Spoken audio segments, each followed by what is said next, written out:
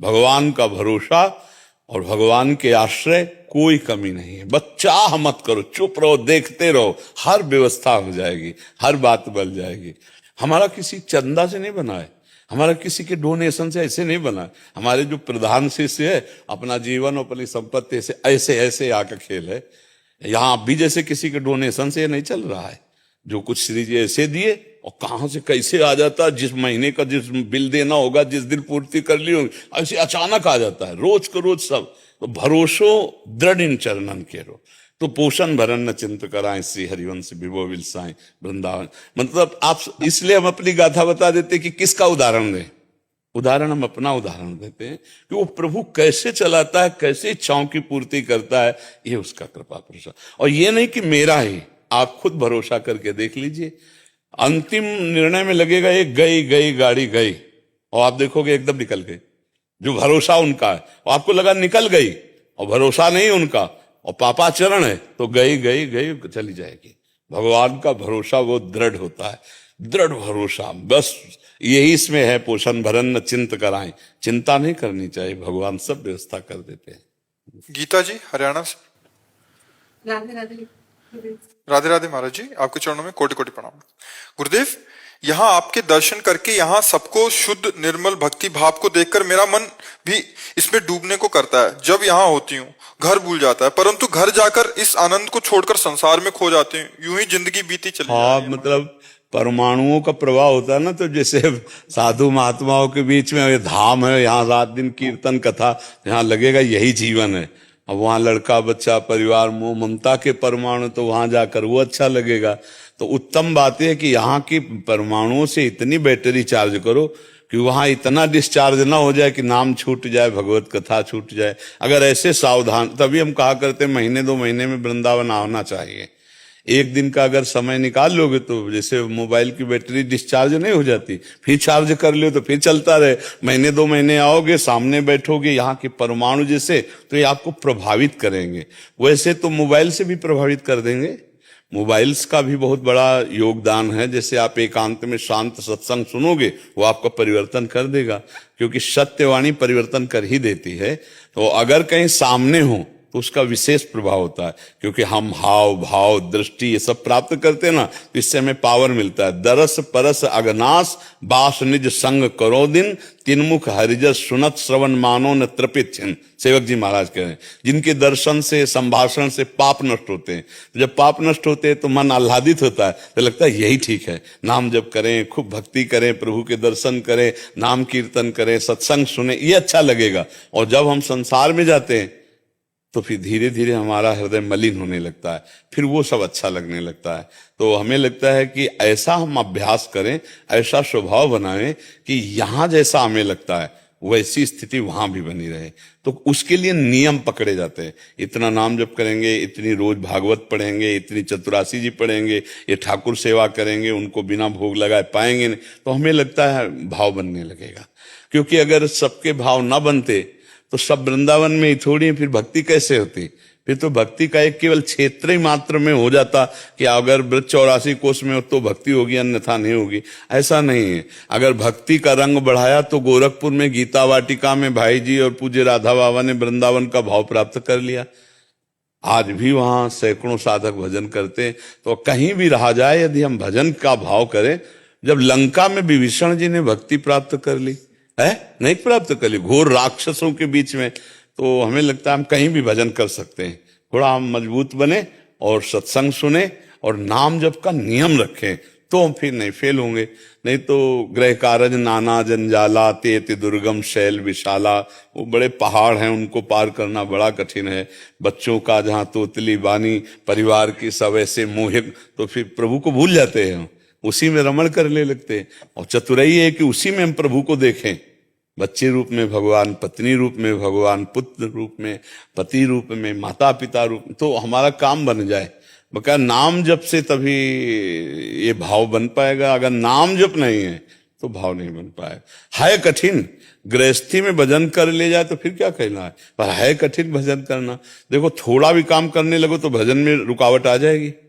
ऐसे आराम से बैठकर जैसे यहाँ कोने में भजन करो, देखो मन लगेगा।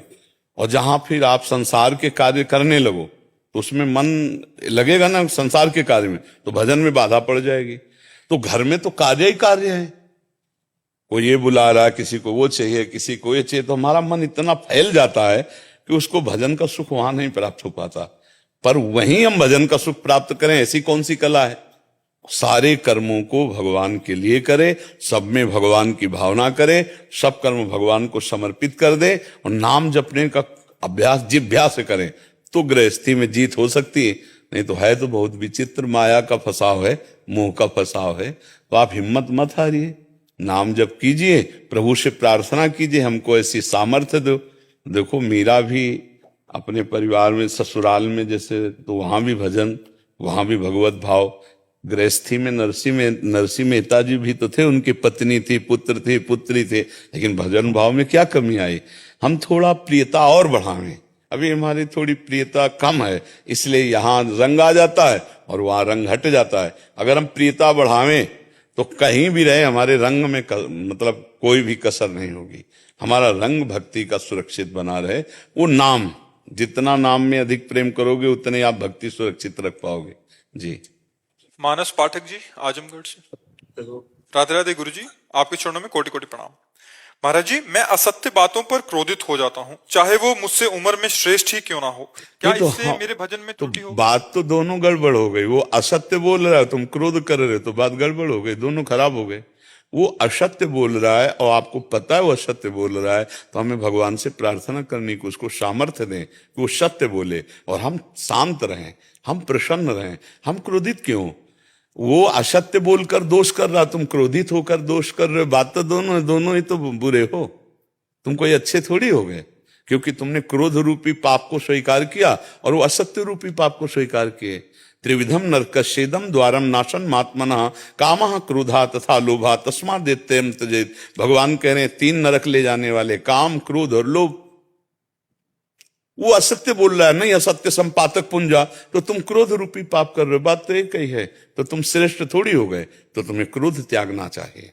वो असत्य पे, इसलिए हमें भगवान से प्रार्थना करनी चाहिए, प्रभु आप बुद्धि शुद्ध कर दो तो सत्य भाषण बोलने लगे, सत्य विचारवान हो जाए, सत्य आचरण करने वाला। हमारा पावर भगवान है। कोई गलत मार्ग में जा रहा है तो उसका हम नाश नहीं सोचेंगे, नहीं, भगवान उसको सही मार्ग दें, भगवान उस पर कृपा करें। अगर शराबी का शराब छूट जाए तो अच्छा आदमी हो गया कि नहीं हो गया?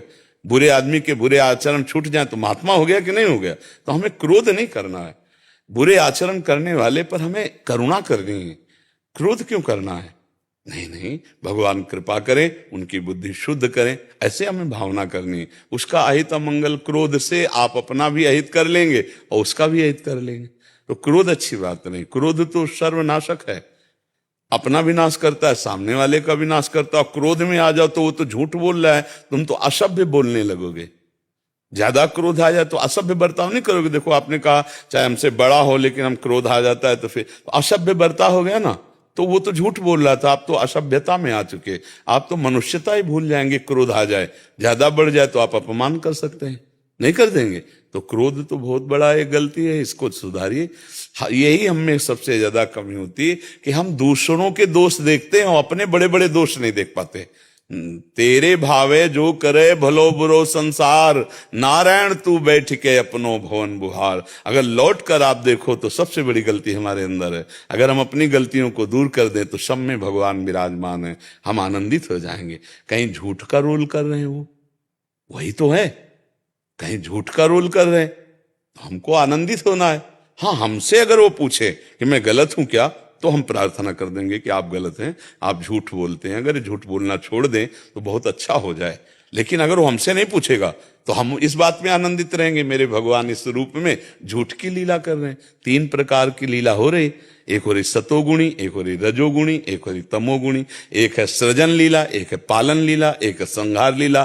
तीनों लीला मेरे भगवान की हैं। हमको किस लीला में लगा है ये हमें देखना है, हमको किस लीला में जाना है हमको ये देखना है। तो क्रोध का त्याग करके असत्य भाषण करने वाले पर भगवान की प्रार्थना करके उस पर करुणा करनी चाहिए, ना कि क्रोध करके हम असभ्य व्यवहार करें।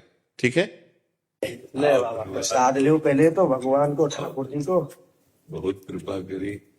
तब ठाकुर जी कल सेवा महोत्सव भी अपनी मेल में नंदगाम में प्रेरणा करी ठाकुर जी ने। ये पटका है। अभी तो तुम्हारे गुरुजी के पास भी जानो है। हाँ, क्योंकि सेवा महोत्सव में आप आ नहीं पाए, वे तो आ गए, ललती बाबा और वे सब आ गए। गुरुजी के यूं कह रहे स्वास्थ्य में एक भाव आ रहा है, यार नहीं ब्रजी राजकुमार सो, प्यार नहीं ब्रजवासिन को सो, हेते नहीं भक्त बराबर और देश नहीं ब्रज मंडल जैसो, और नाम रटते यहाँ कृष्ण राधिका और यमुना जल जैसो। अब तो बाबा यहाँ राधा राधा रटे बिल्कुल और